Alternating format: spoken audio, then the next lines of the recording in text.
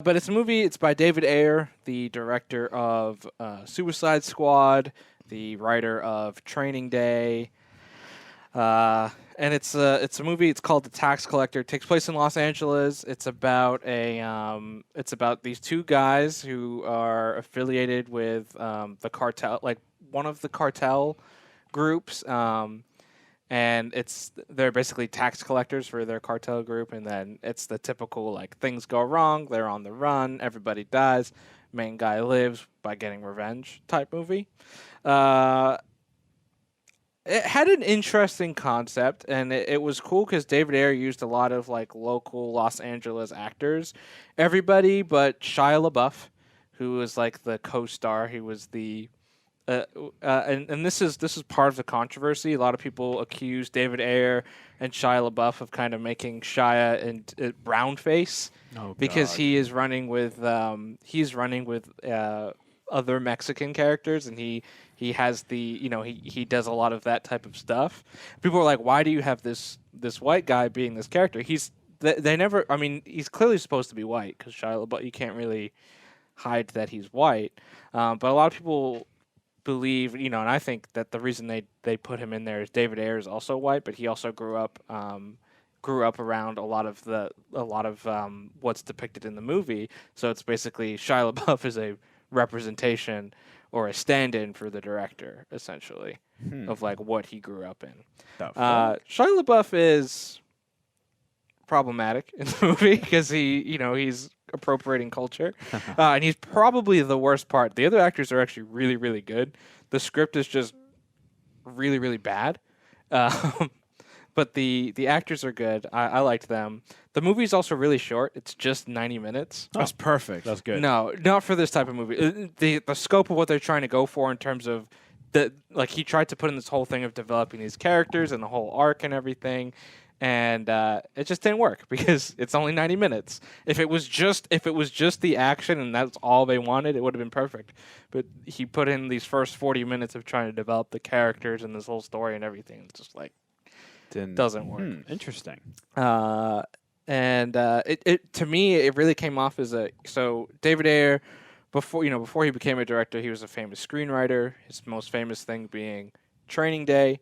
And this came off as almost a Training Day wannabe, even though it's not about police, but it very much felt like Training Day in terms of like it wanted to be cool and like this kind of gritty, this slick, gritty look at Los with Angeles. Cool characters. Yeah, exactly. Even the bad guys are likable or charming.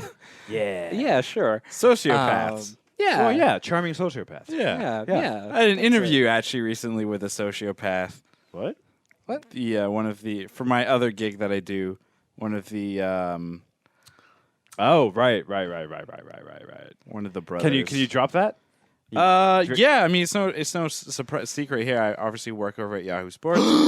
Yeah, I know. What? And we recently interviewed Jake Paul, and obviously A likable psychopath. But that's the thing is like he has done a lot of really weird things in his life. Oh man. And he's controversial. Yeah. But he's super personable. Yeah. And it's Ravi, most sociopaths are personable.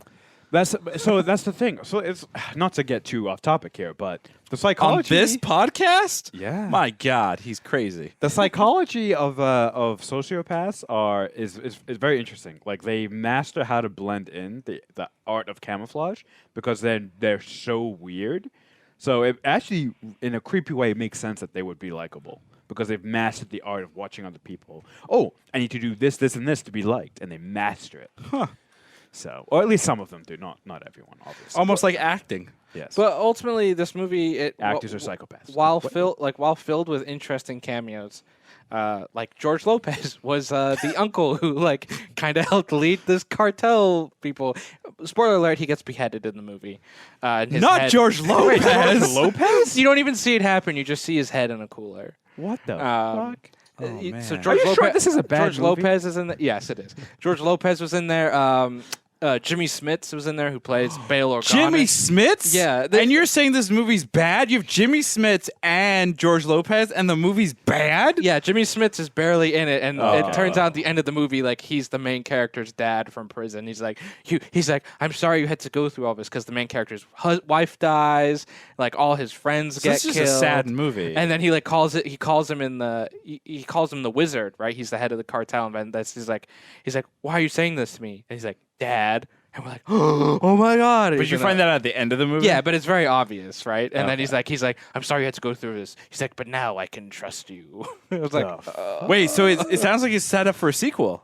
yeah, probably. Who knows? Oh my God. Wait, Arjuna, are you sure this is bad? Yes, this movie was bad. I liked the experience of the movie, like going to the drive-in theater. It was at the Vinewood one here in Los Angeles through the ArcLight. We got to go there, and they did it was like a movie premiere essentially, where it was the same thing when I saw The Rental. They did the movie, and then they had the cast for like a Zoom call that they projected on there afterwards. They had everybody there, and the cast they seemed like they really liked each other. Jimmy Smits was there? Jimmy Smits was not there, but George Lopez was there, and he dropped a great line. He's like, "I love this movie," and he's like, "All right, how do I get to the 10?" That's pretty good. Like afterwards, so it was. I kind of you did a good job to market the film by saying it was so bad, but then you have all these like really cool cameos, and obviously it's a place we live in, so I'm kind of curious to see. I kind of want to watch it. Yeah, No. So you did a good, if the movie is actually bad, Yeah. or if it's actually good or whatever, you've done a great job marketing So it. actually, I will say what was cool is it is shot in Los Angeles, and you can tell like there's a lot of these car places that you're like, wow, that looks just like I swear there's a place that they shot at, which is right on like La Brea in Venice, like that little car spot right there by the Sinclair. I'm like that they used that in the movie. So that was cool. Like I think that's cool. And one thing I always have a problem with when there are movies in Los Angeles, they always show the glamorous like Hollywood life and whatever. And it's kind of nice to see like all of Los Angeles. Like it is a pretty diverse city. Like every city, there are good parts and there are bad parts, and, Right. and you get to see that. That's why, like, I believe Training Day takes place in Los Angeles too, correct? Yes. And so it's the same thing. You get to see some of the other parts of Los Angeles you don't see in all the Hollywood glamorous like movies. Bad Cops. And on that note, moving on. So overall, Junior, you said it was a bad film. Yeah, I would say it's not good. I would not recommend, though. I'm curious now for you guys to watch it. Like, I want to see If I can find it on one of the many streaming platforms and I don't have to pay for it, I'll definitely give it a watch. But if I have to like go out and pay for it, no, I'm not doing it. Yeah, I agree. If it comes on Netflix, it sounds like a perfect. Oh, big time. This sounds like a perfect movie to add to my collection of Old Guard, Extraction, Triple Frontier. Like Krishna. these, Netflix is churning out classic action movies which are meant to be bad. You're such a troll. I'm not trolling really you. are. Action movies are You supposed to be really Christian, bad. you are. trolled me all weekend.